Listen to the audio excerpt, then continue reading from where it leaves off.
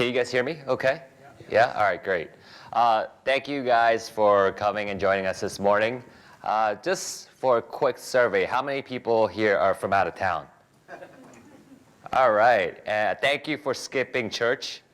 Or thank you for waking up really early from a night out in Lang Kwai Fong. So before I go any further, let me do another survey. I imagine that everyone here is interested currently or trying to expand their businesses in Amazon. But let me also ask you guys, how many of you have tried crowdfunding? Good. All right, because I'm probably a small fish in comparison to you guys when it comes to Amazon sales. But what we try to do also is to take crowdfunding, which is quite hot in the US market with Indiegogo and Kickstarter, and try to connect it and how we built momentum into Amazon sales. So a little bit about myself. You could probably tell from my accent that I'm not from Hong Kong. I'm from New Jersey. Originally from New Jersey, Tom's River, if you're not aware, we're the Little League champions a few years ago. Todd Frazier, if you're into baseball, was on my baseball team, won the home run derby last year, just so that you remember where I'm from. Now, in 2008, I went to school in Pennsylvania, and I decided, hey, let's jump ship and try something new. This is pre-financial crisis, so I made a pretty nice bet. And I went from the US to Shenzhen, and like every foreigner that went into China, I was an English teacher. Went in there and I taught for about 6 months, and I landed my first job at Global Sources. But before I landed my first job, I was pretty entrepreneurial, and I started my own suit business. What happened was I went to a market that was doing tailored suits, and I made a tailored suit for $60 US. I said, wow, there's got to be a market in this. And I decided to sell suits online, tailored suits online. I started .suit.com. I sold 2 suits, and I failed very quickly. What I learned through that process was, hey, you know what? I'm just not ready. I don't have the business acumen yet. I'm quite young, decided to go corporate, and I joined Global Sources shortly after my business failed. Now, in 2009, I was a copywriter. I moved up a little bit, and I had the opportunity to serve our chairman, Mr. Merle Heinrich, on the right of Global Sources. And over that time, I had the opportunity to also do a lot of research on brands in China, e-commerce, what were the fast-moving trends in those sectors. And by 2013, we were looking at how can we help Chinese brands get into market.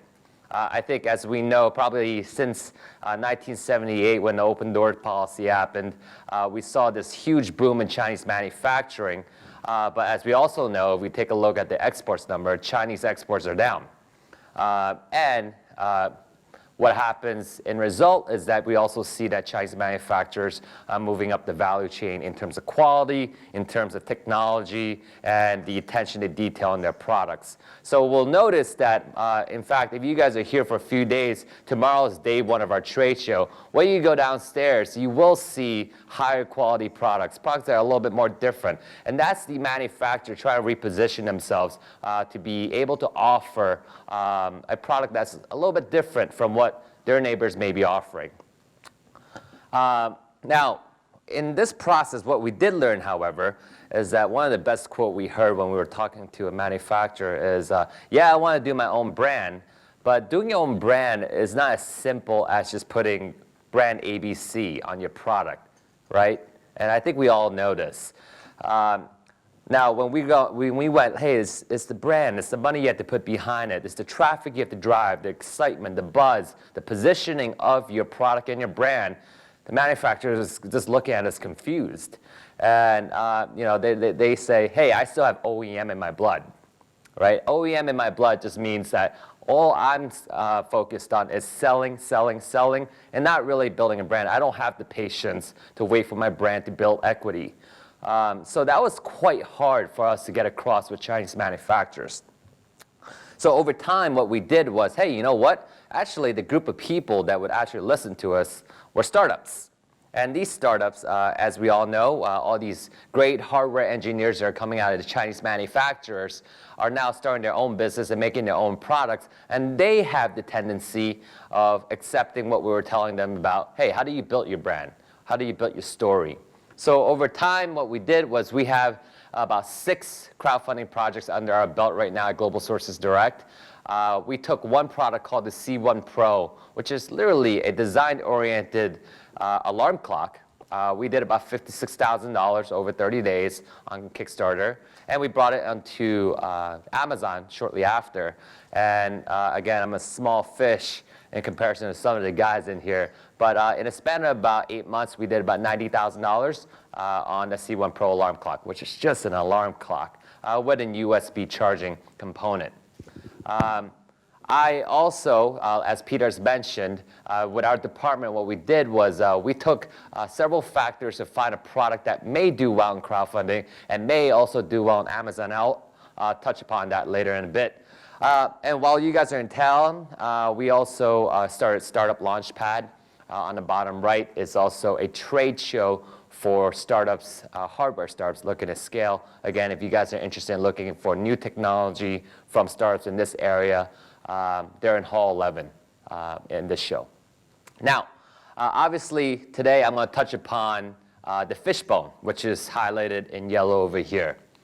Now, in today's agenda, what I want to do again is kind of build a bridge between how can we leverage crowdfunding and to Amazon sales. And what I'll expand on is the crowdfunding campaign and what we did there. Also, at a very high level, look at the processes that we had to go through when it came to materializing our product in manufacturing, from prototyping all the way to distribution. And then just an overall picture of what the timeline, the costs may look like. Some of you it may be your first time looking at building your own product. So for a product like this, which is a USB charging station, these are the costs that were associated with us. Now, crowdfunding campaign. I look at it as a marriage of 3 components. And we all probably know the 4 Ps in marketing. And the 3 components that really help you sell a lot are basically the product, and it comes for a product that's slightly different from what's available in the market. Don't look at a commodity product anymore. Look for a commodity product with an interesting twist. Number 2, price. A price that fits mass consumer market. And obviously, number 3 component is the product has to have mass market opportunity. Now, let me give you an example of what that means. Mass market opportunity. Can anyone give me an example of a product that has mass market opportunity? A power bank? Power bank, sure. Everyone has a mobile phone. Everyone probably has a problem with charging their phone. It means that your market's humongous. Now, how do you tap into that market? Now, the next thing is looking at the pricing model. Do you have a high price model where you're looking at a smaller group of people? Do you look at low price model where you get a larger group of people? Or you just find a happy middle depending on how competitive the product is? Now, another example would be a phone case, earphones, things that people generally use, and a large number of them using it. The next thing is product differentiation. And what we did here was we looked at Amazon reviews before we started materializing our product. We went and we tried to identify 3 common complaints of a product. And based on that, we made design changes on the product. And number 3, pricing. Obviously, we scoped out the market of that particular product, and we looked at, hey, what's the highest price product and what's the lowest price, and which one had the large amount of reviews, which one did well. We used several Amazon tools to tell us which products were trending. Now, the way I look at this is just basically waiting for the stars to align. And if you have all 3 of these components with a happy marriage all together, the next thing you need to do is just drive traffic. And that's how we do it with crowdfunding. Now, just to give you a quick idea, with crowdfunding, what we did here was we didn't use it to really make money.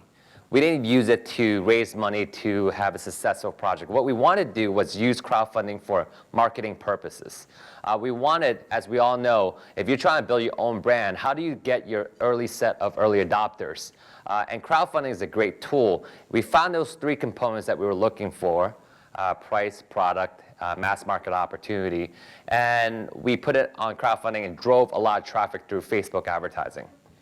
We did Facebook advertising. We went to editorials who wrote about USB charging stations, and we told them, hey, listen, we got this new product that's design-oriented, small footprint, solves some problems, and through that, we were able to generate a lot of traffic coming through our website. Just so to give you an idea of what the product is. Nowadays, we own many devices. With all of our devices, we all have to deal with different inconveniences when charging. Whether it's messy wires, charging only one device at a time, we're finding that charging stations in the market are underpowered. So, in search of a solution, we couldn't find one single product in the market that addressed these issues. And as a result, we decided to create the product ourselves. We started looking at competing products and wanted to combine the best features of each into a single device. We dubbed this Project Fishbone. We wanted to design a product that had a more efficient docking system, a unique wire organizing feature, and could charge virtually any device without hassle. On July 10th, the prototype was finished, and we immediately put it to the test. With the help of our family and friends, we gained valuable advice and feedback.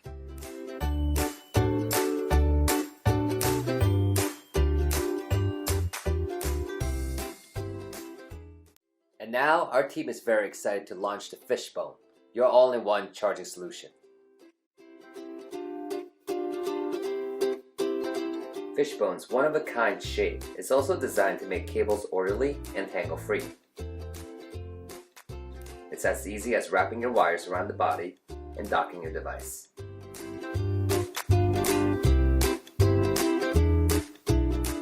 Whether you have an Android or an iPhone device, we've got you covered. Fishbone's smart charging ports utilize smart ICs to adjust its power output based on the need of different devices.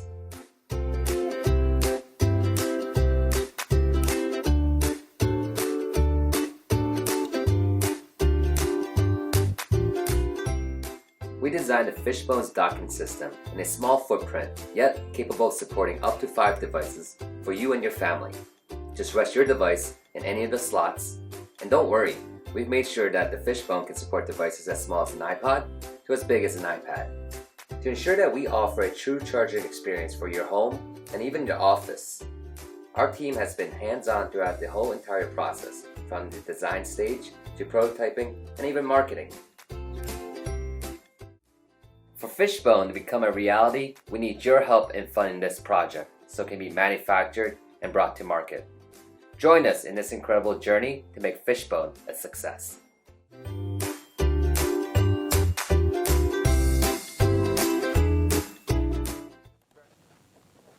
So, 30 days later, we raised $145,000 on Kickstarter and Indiegogo, and we had 2,800 backers. For us, we thought, wow, 2,800 is not small change, especially in Kickstarter, especially when 66% of all campaigns on Kickstarter or on Indiegogo don't even make it up to 20% of their fund most of the time, right? So for us, we were able to validate a few things. Number one is that we were able to capture that, we were able to validate that the product itself had all those 3 components that I spoke of earlier. We positioned it right with pricing at $29. We knew that, by research, we knew that by 2017, every one of us are going to have about up to 5 devices that we needed to charge, which is why we made a docking system for 5 devices.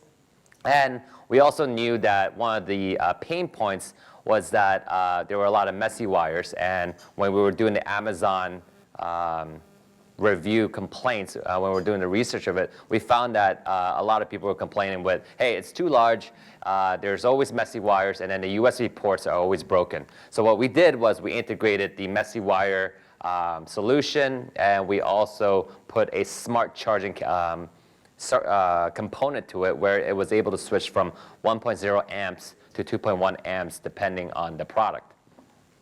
Now,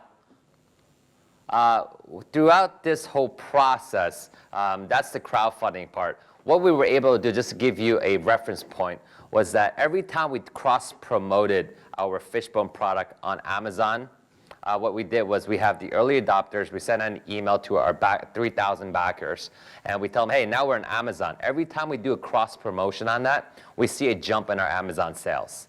Now, I wouldn't say that this product was a home run on Amazon because there's still some of the issues that we ran into with product quality, with the design. And the next part of the presentation is to take you through the whole process of some of the things that we found, all the steps that we've taken and some of the things that we've learned. So just to give you an idea, if you're interested in making your own product, here are some of the steps that we would have to go through. Number one is the design process. We are not designers. We don't know any bit of designing. I could probably sketch a little bit. But we decided to hire a Philips designer. In Hong Kong, actually, there are a lot of designers, especially because Philips had a headquarters here just for designers.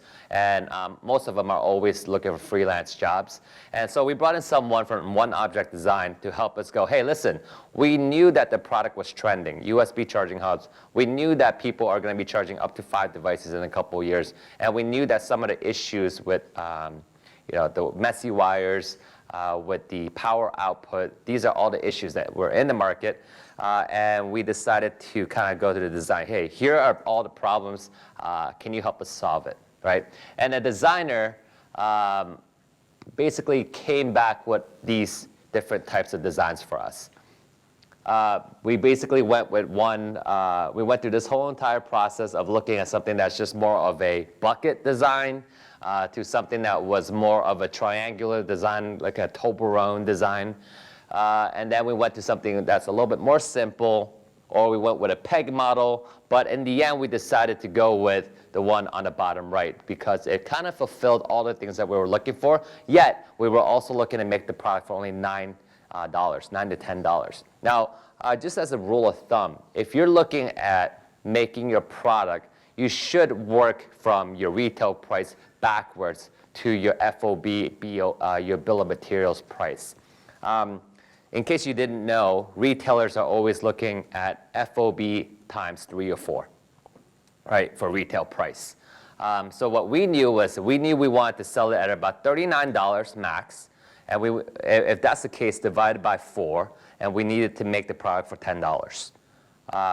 Based on that formula, because as we all know, a distributor is looking to make 40% margin, 40 to 15% margin, and a retailer is looking to make 60 to 70% margin. Now, based on these calculations, obviously, if you're also looking to capture the offline market, brick and mortar stores, these are the pricing structures that you should be thinking about.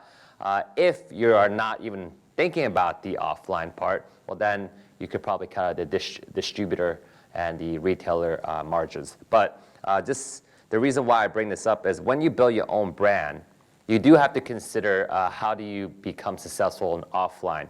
We've met many Chinese manufacturers that started building their own brand, and they wanted to price the product at $100, and they started selling maybe 10, 20 units to resellers. And what they found was they found their products for $50 online. Now, what happened was someone really liked the product. In fact, Target wanted to buy a lot. And Target said, I really like your product, but I just went on Amazon and found your product for $50. There's no margin for me. So if you're looking to do online and offline, you should always consider the pricing structures. If you're looking at online only, well, that's a different story. But it is only 15% of the overall consumer retail market. Now, back to the designer process. Just for your information, designers, if you choose to hire them, there are basically two phases. The first phase is the designers will look at your strategy and give you an initial concept generation. Usually they'll give you 3 to 5 different concepts, as you saw from the previous slide. And then that is a process, and once you've decided that you like one certain concept, then they go ahead and do concept refinement. Now, through this concept refinement, what they can offer you in terms of deliverables are photorealistic 3D renderings and 3D CAD designs data. Now, this is very important because the next phase after this is that you need to bring it to an engineer at the manufacturer. Then the engineer at the factory has to decide, is it DFM ready?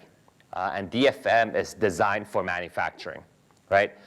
If a product is DFM ready, that means that they can mass manufacture it and they can scale it relatively easily. Sometimes products are a little bit too complicated and not DFM, and that's where you run into issues of products that just cannot be manufactured. And just to give you an idea, we squeezed this timeline. And this was a 3 to 4 week process to get through 2 phases, and it cost us $7,000 US dollars to bring someone in just to give us all those different concepts, as well as the refinement of the final one that we decided to move forward with.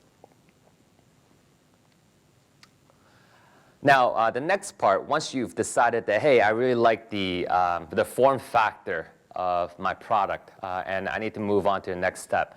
The next step that is super important is to start putting together your spec lock, right? Your spec lock sheet. And what this means is building a sheet out of all the specifications that you want in your product. Anything from the design, size, materials, colors, functionalities, components, your target BOM. Again, BOM is bill of material. And the price, you can even add an MSRP on there if you like. But this is to make sure that you're locking in your specs that you want and that you're communicating to the manufacturer that I'm happy with this spec sheet.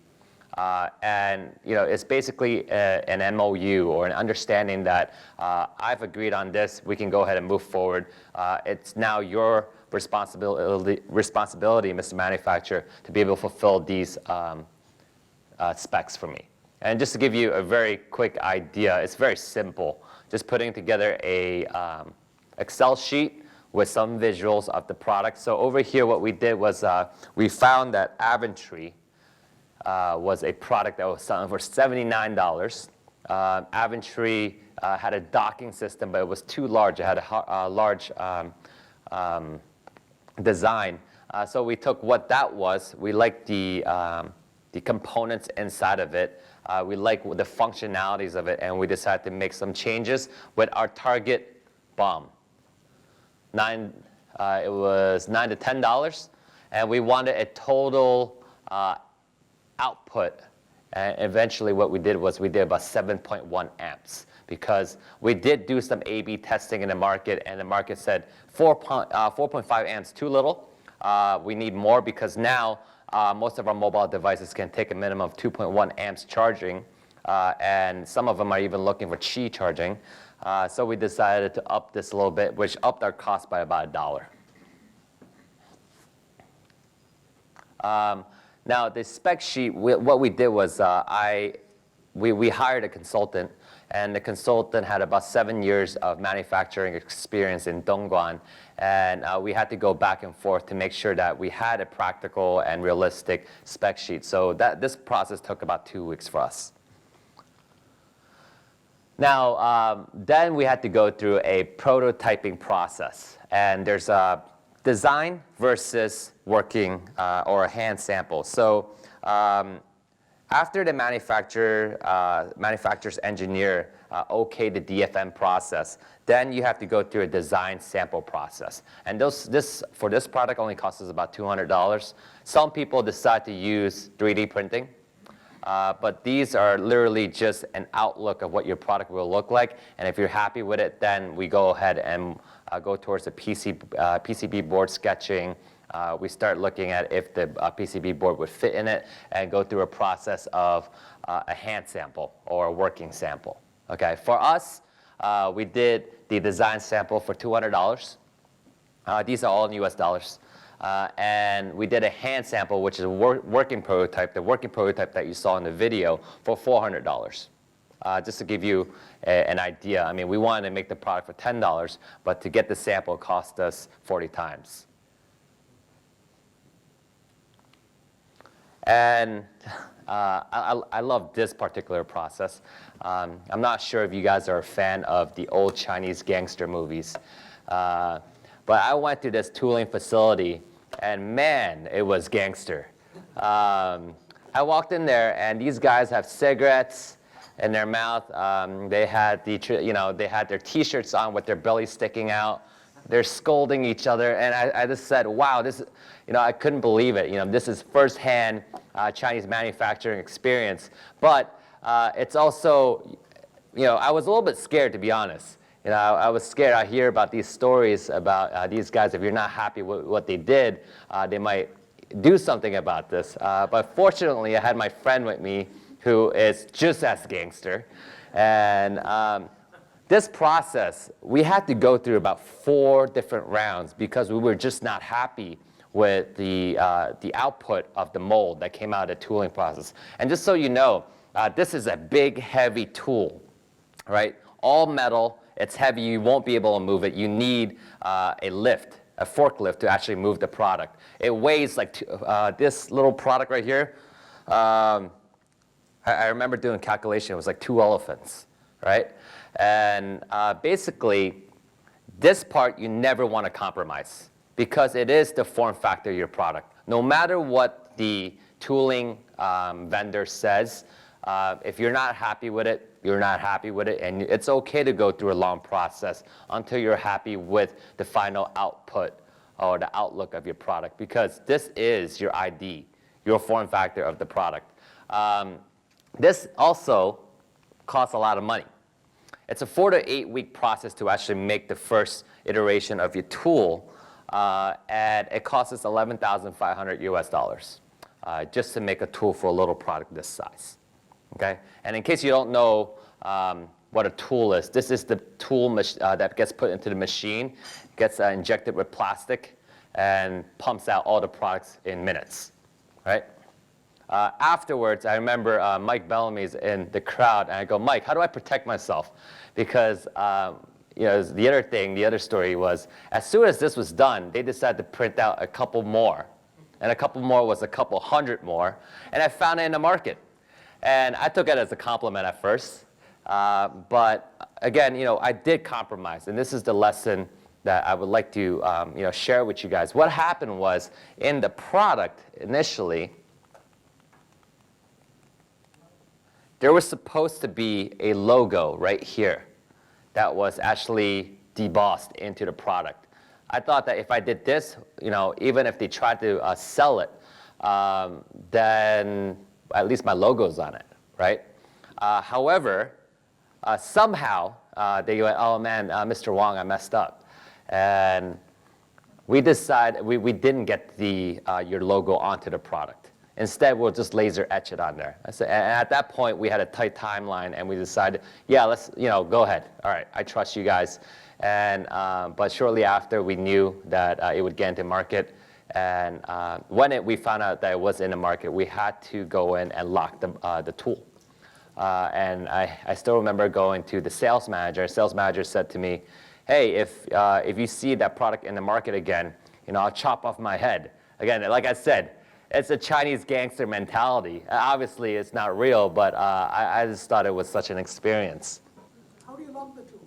Sorry? How do you lock the tool? Literally, we took a chain and we locked it.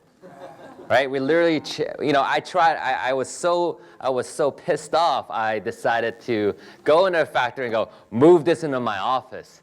And then they said, "We can't. Your elevator can't support it because it weighs like 2 elephants."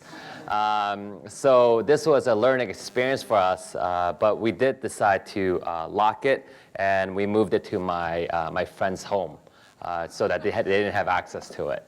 But that was, you could protect yourself that way, but at the same time, if a manufacturer wanted to copy it, it's pretty easy. It's only 11,500 to create the tool again. All right. Again, 11,500. Now, after that, we went through the materials procurement process. Now, this is usually done by your manufacturer. We did an order for 5,000 units. This whole process was pretty easy, but if you have a tight timeline, there is one tip. Identify with the manufacturer of the long lead time materials. So the long lead time material for this was the PCB board. We decided that we had about only 2 months because we promised our backers that we would deliver the product by Christmas. We did our campaign around June, July. And we found that because our payment was a little late, they were not going to start their long lead time procurement. So it actually extended our production process by about 2 to 3 weeks because of that. So if you have a tight timeline, talk to your manufacturer to identify what products take a long time to procure. All right. The procurement process is about 2 to 4 weeks, as soon as your payment is made or your deposit is made. Now, the production side was pretty straightforward. We needed the so usually what happens is that once you built your product is that the manufacturer needs to outfit their production line to have it working for a whole entire week depending on your volume. Some of these guys would like to get it set up for months to keep their factory running. But the whole process of doing the few test runs is to make sure that everyone on that assembly line knows how to assemble the product properly and in accordance to your quality requirements. Now, we do highly recommend that in this process that you bring in a third-party vendor. We used the vendor to come in to identify what were some of the issues with the assembly line in terms of the machine. It was pretty good. It was, from someone who didn't have experience in manufacturing, I thought everything looked pretty good. But this guy was able to come in and go, hey, your heating machine is overheating. And I had no idea. So he had the ability to tell the manufacturer to bring down the heat or lessen the frequency of the product going through the machines. After a few sample runs, you will have to decide on the spot if you want to move forward or not. We decided not to. What happened was when the product came out of the tool, the product was drying too fast in 2 different temperatures. So there's the inside of the product was drying at a different speed, and the exterior was also drying at a different speed. And what happened, it created this halo effect on the product. And it looked bad. So we decided that we stopped this whole production process that day. We were, if I said okay, we would have had the products about a month earlier in the market. But we decided that we had to spray paint it. We took everything that was produced, all 5,000 units, brought it to another facility, paid the extra 15 cents per unit just to get it spray painted so that the product looked good and didn't have the halo effect. But it did push our production time or delivery time a little later. And for those who think that bringing in a vendor is expensive, it's not in comparison to, again, depending on how many units you're bringing in. But this costs us $200 to bring an expert into the facility and just to give us a good report on the whole production process. So I think it's completely worth it, and I think everyone should definitely consider this whole process. Now, once the product was actually okayed, it only took 2 weeks. I mean, it was literally just having 2 lines. They had about 16 people working, and it was just assembling for about 8 hours a day, and we got everything, the product in packaging and ready to ship in about 2 weeks. After the production process, once we got our first production run, then we went and we applied for our certificates. We wanted to be in the U.S. and Europe markets. So what we did was we applied for the UL, the FCC, the CEC, and the CE. And those are the pricings just for your reference for that product. Obviously, the most expensive is the UL. Everything else is immaterial in comparison to UL. How do I say this? This process was pretty, we did this pretty old school. We didn't go through the regular application process. We leveraged the manufacturer's relationships and our consultants' relationship because we didn't ship a finished product. We shipped the sample that was produced. And because we were able to tell the certification body to just look at the electronics and not everything, because sometimes they also look at the if the product itself, via drop test, if the product itself as a whole would hold up. We just asked them to focus on the electronics, and they still certified us pretty quickly. And this process took us 6 to 8 weeks for all their certificates. And lastly, we also brought in a designer. Obviously, the other thing was to find the right type of packaging. And we brought in a designer for a day from Shenzhen, a freelancer, and it cost us about $160. And this guy gave us about 3 iterations of the product, and we were able to come up with a design package that was made for offline as well as for online. And just for your information, production itself, depending again, we went with a cardboard design with a styrofoam inside. It didn't cost us a lot of money. It cost us about $1 per unit. And we leveraged, again, the manufacturer's resources, and they were able to put it together pretty quickly, and the quality was pretty good. We went about 3 rounds on this before we decided on a package that we were happy with. And just to give you an overall picture, now if you're looking to build your own products, so what are the costs associated, right? I've outlined here what it costs us to make the Fishbone.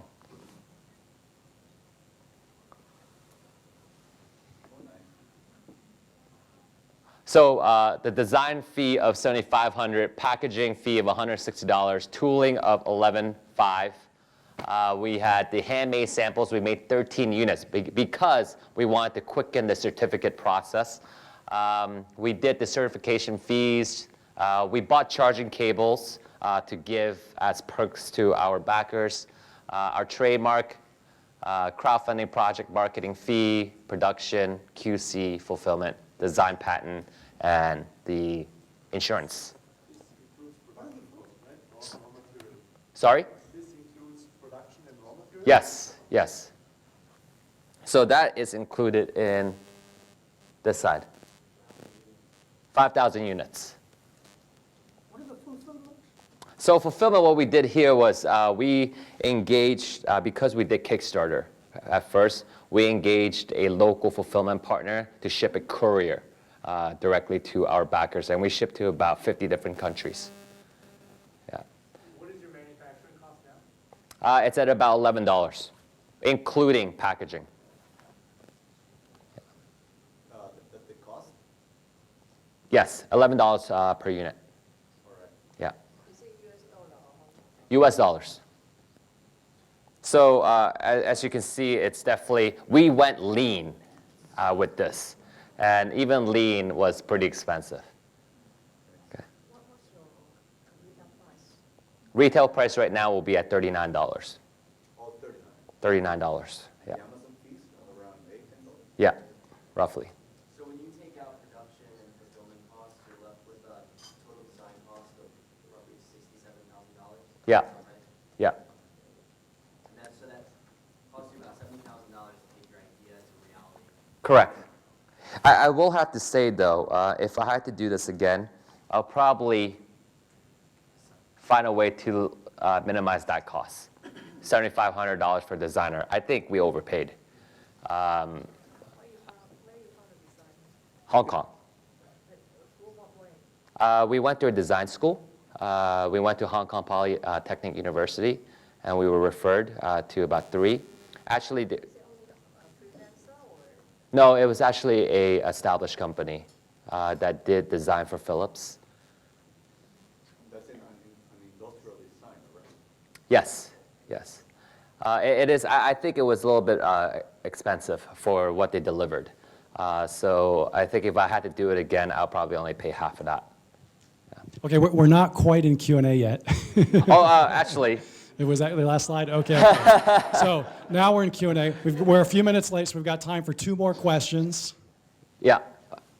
You're a designer for the packaging. You said it's only $160, which I thought was pretty amazing. Yeah. How did you find a packaging designer that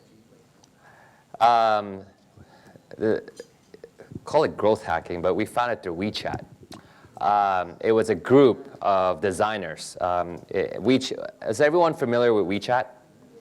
WeChat is like the Chinese version of WhatsApp, except that's a lot better. And I'm not being biased. So they have groups that they set up, and I joined a design group, and I found this guy who posts in his profile a bunch of packaging that he's done in the past. And I engaged him and asked him how much it would cost for him to put together a simple package for us. He quoted us at $160. Yeah. And he was out of China. Yeah. What is the product liability insurance for that? So we probably didn't need it, but we decided to cover all our bases. The product liability insurance was just in case if there are any issues with, the product exploding.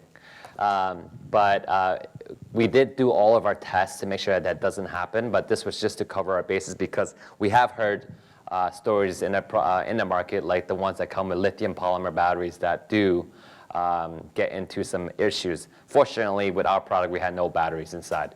But as a listed company, we had to cover our bases with the product. What was covered there? How much was the value covered? Oh, it was about $1 million. Yeah, covered about $1 million of damages. Hi. About the trademark, there is in the U.S. A company that handled that. Yeah.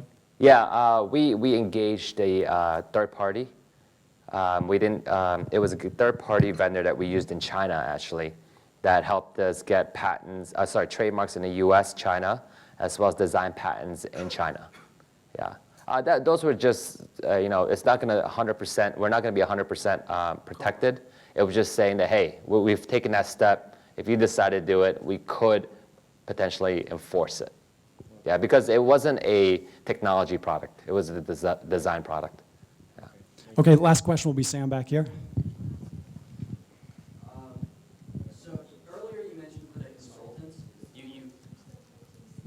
Earlier you mentioned you hired a consultant. This was before the QC inspector you had. Could you explain what that consultant's role was and a little bit more about that? So I think most people will tell you if you have no experience with manufacturing, find someone who has experience because it's a different ballpark, it's a different animal. So what this guy, this consultant that we brought in, he did about, I think it was 7 to 9 years of mobile electronics manufacturing. The guy's from Maryland. He worked with Tesco. I think the second largest mobile electronics distributor in the States. He was able to help me through his relationship with manufacturers, negotiate price, as well as take the product from tooling all the way through production and packaging. So he was helping me oversee that whole entire process.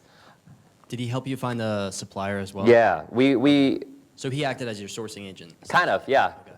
So we knew that, I think Mike Bellamy will tell you that you always make the assumption that you don't trust anyone when you go to manufacturing. I trusted this guy, and he's actually my fraternity brother. And but I still took the fundamentals of let's not trust his network. So we actually went through Global Sources show. We walked through for USB charging stations. We visited about 10 suppliers. In the end, we actually chose his supplier because there was still a network that he was able to engage, and we've seen the product that came out of that manufacturer. So yeah, we did go through a process of looking at multiple suppliers. Yeah, no problem. Great. Big round of applause for Ben. Thank you, Ben. Thank you.